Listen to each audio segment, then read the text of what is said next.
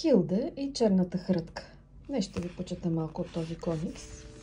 Тонто! Тонто! Приятел на брат ми каза, че братовчет му го е видял на неговата улица посред бял ден. Какво? Дори мама смята, че го е видяла. Направо настръхвам.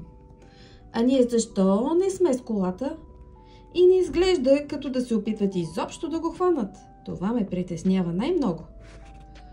Тонто! Уф, глупаво е. Какъв е шансът просто да попаднем на него? Подуш? Тук Хилда търсят Тонто. Съчко! Тонто? Да, аз съм. Не си. Уверявам те, че съм. Аз търся друго нисе на име Тонто. Но ние всички се казваме Тонто. И така. Извинете. Търся нисе на име Тонто. На ръст колкото вас, с голям нос и нещо като рунтава брада по цялата глава. Всъщност, защо всички сте навън? Прогонват нисетата из целия град. А знаеш ли защо? Не разговаряме помежду си. Нисетата не си падат по други нисета. Да, вече се убедих. Изритаха ме и то не по моя вина. Къщо човекът ми ме изхвърли без причина. Натопиха ме! Бях несправедливо прокудена. Но със сигурност останалите лъжат.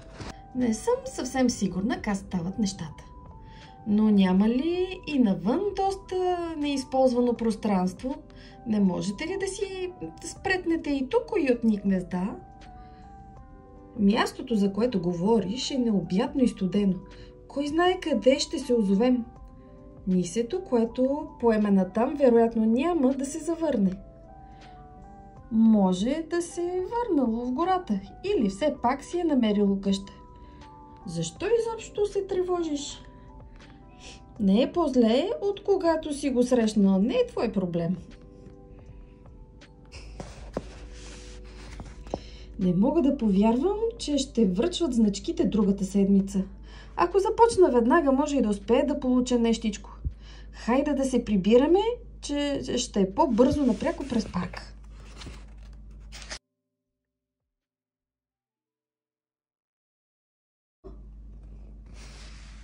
Вау! Подуш.